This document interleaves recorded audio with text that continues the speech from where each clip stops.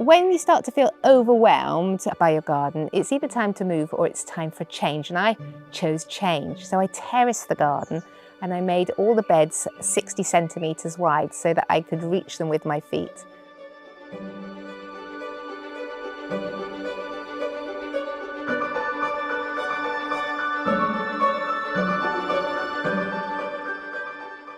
My name is Sue Kent and I live in South Wales, 6 minutes from the sea. I've lived here for 35 years and I came to the garden, not for the garden, but because I wanted to be so close to the sea.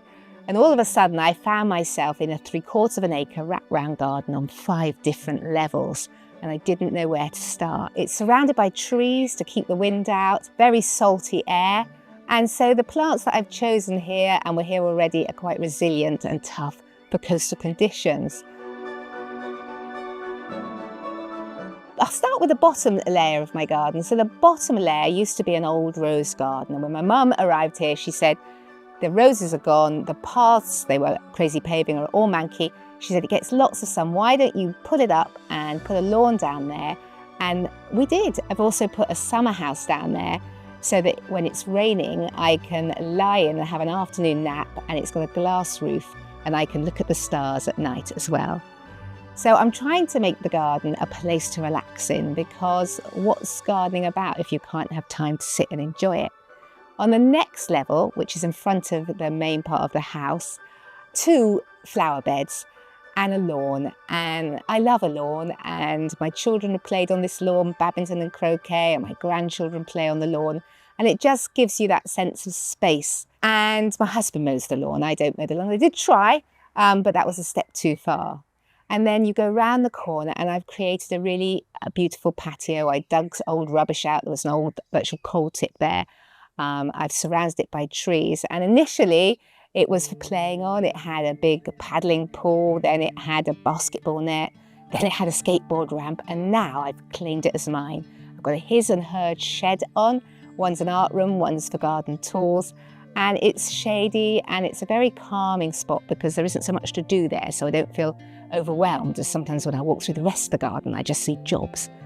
And then you come into the back garden. And when I first moved here, there was a long lawn and a huge long bank, 40-foot bank by 15. And it was full of shrubs. And my mum loved it because she loves shrubs. And I had to employ a gardener because I just couldn't manage. So every week, he came and he was with me for many years, and then he found it too much. The way that I garden is I stand on one leg and I weed with my other foot and toes, and I can pull out quite strong weeds, and I have a garden claw, so I loosen the soil and then I use my foot. And I can only do so much, and when you're standing on the slope, it's quite a challenge. I do the sort of more fiddly jobs with my hands, but they're not very strong, and I can only use secateurs. So I couldn't cut any of these shrubs and I couldn't manage it at all. I changed all the planting to things that could just be managed with secateurs, mainly herbaceous perennials, but some shrubs like spireas, which are easy to manage. And I created a rhythm throughout what I now call my long border. And it was a huge success. I used weed suppressant membrane and covered it in cockle shells, so I had spaces between the plants so I could access them.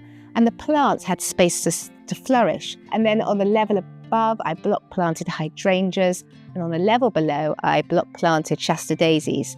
But after a while, I got bored of that with the Shasta daisies. I introduced them yuccas to create evergreen interest, and they were totally unmanageable. They stopped me gardening, they poked me in the eye, I couldn't do anything with them. So they came out, and I've replaced it with bulbs and a really easy perennials. And again, it's been a great success. But I think recognizing when you've made a mistake and not waiting 11 years to change it is ideal, because, yes, it's expensive, but when you get it right, it's so much better. You feel so much more enabled. So if you have got a space in your garden that you're not managing, maybe it's time for a rethink.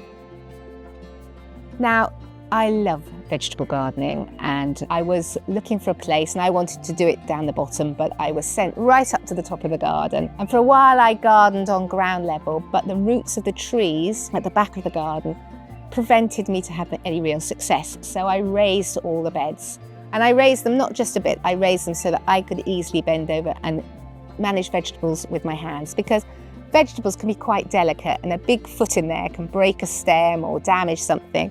So I do all the vegetable gardening mainly with my hands, and over the years I've got more and more containers, and it really is my joy to be able to go up there in the morning, pick all the lettuce for my husband's salad, to bring on things like fresh herbs and basil and dill. And I'm normally picking from there from about March onwards, all the way through to November. My husband says I spend far too much time up there. And I have a greenhouse which I inherited. Although I've changed much in my garden, what was here when I arrived was a greenhouse. And we'd never had a greenhouse at home. And it's just such a fun thing to have.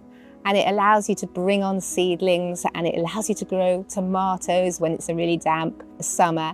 And I spend hours in my greenhouse. It's an absolute joy. So if you can have a greenhouse, it's such a treat to have. And then I didn't have a potting shed, and I was potting and doing everything in my greenhouse, and it got a bit hot. So my son built me a lovely potting shed, and that's enabled even more seedlings and things to grow. And it's made my life very easy, so I can garden on tables. And so the whole area up there is set up just for me. Above that garden is another level again. It's a small garden. It's what I call my Mediterranean garden. And I planted almond tree and a fig tree and grapes and a lime. Lime's not doing so well, but everything else is thriving. And it's the very hottest spot with the best view. And, I'm trying to make use of every space I can to be productive. I like it to look beautiful, but be productive as well. To get up to my vegetable garden, there was a long staircase, and it was a bit dangerous. If I fell, I would have a nasty accident. So 2 years ago, we started plans and we reorganised the staircase. And I've created 4 new borders. And that's been really exciting because it's allowed me to have so many more plants. It's more work. It's been, a great learning curve to be able to have space for more plants. So the garden's always evolving, and my abilities as I've got older have changed. And I try and choose plants, as I said, that I can manage. So things that I can cut, things that flower for a long time and don't need too much maintenance. I don't worry too much about what my garden looks like in the winter. I can't garden in the winter. If I put a coat on, I can't wear gloves. So I concentrate on the garden looking good from March to October. And then I've got a number of plants that look dead in the winter. The hydrangeas have got lovely heads. The sedums have got lovely heads. The agastache have got lovely heads. And I've introduced some grasses. So although it's not traditionally looking good, it does look interesting in the winter. I have realised what power colour has in the garden to create mood and atmosphere, to uplift you or to calm you down. And so I explore colour in various parts of my garden. I have the cool colours at the front. I've got my new hot border with all my red colours. And then I've got my white border. So I've got a wild white border with more grassy type, wild type flowers, oxeye daisies. And then I've got my formal white border full of Japanese anemones and hydrangea annabelles and foxgloves. And, I really do like experimenting with colour, and more I like monochromatic schemes. I think they're really interesting because, nothing is one colour. You've always got green. And this playing with colour has added an extra interest to gardening for me.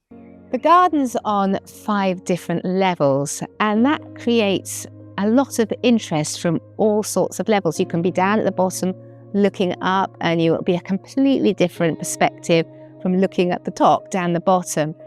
And you have to plan for that when you're designing so that you almost get a theatre of flowers running up the garden. It is hard work, and it keeps you so fit because, you forget your tool up at your potting shed and you've got to go up, 3 different flights of steps to get it if you're on the lower lawn. But it also creates a lot of interest. You're not looking out at a flat scene. You're wondering what's up there, what's behind the corner. And I always wanted a flat garden when I first moved here, but now I relish all the different layers and all the different aspects of the garden I can see from various seating areas around it. The many levels of my garden are retained by broken paving stones made into walls. And this can be a bit of a big lump of grey, to be honest, and it needs to be broken up by planting. And I found that certain colours really do pop. So we've got this perennial wallflower, Bose mauve, and it's got silver leaves which complement the grey, and then it's got these stunning purple flowers that really lift the whole area. And this plant is an absolute winner. It starts flowering in February and can go on right the way through to November, sometimes December. And with the oxeye daisies, the white, it really brings out the purple, and the whole thing's an absolute picture. Over the years, I've learned things that have made gardening easier for me, like block planting really reduces the workload. And I can't manage more than things for secateurs, so changing from shrubs to flowering perennials. Using plants that are soft on the skin, they're not going to attack me. And I have learned, it's taken me a long time, that if I make a mistake, remove the plant, change things, don't wait too long. And I would say, if I make another mistake nowadays, I don't worry about it. I use it as a learning experience. If you found anything that, makes your life easier, please share it in the comments. And I hope you've enjoyed coming to my garden.